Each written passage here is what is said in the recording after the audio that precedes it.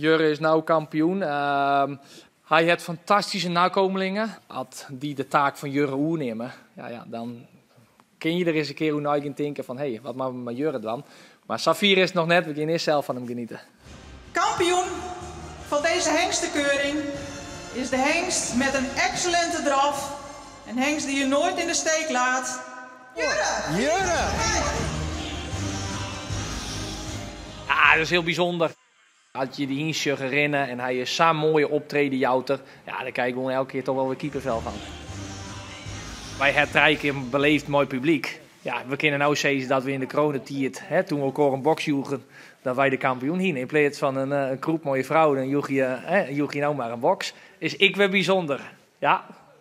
Ja, je bent er eigenlijk net echt bij, hè? Voorgaande jaren dan ben je echt in het feest. En nu moest je het op afstand bezien krijgen als alle oren, zeg maar. Maar ja, je zit er echt wel in. Ja, ik al ben je er net bij, ja.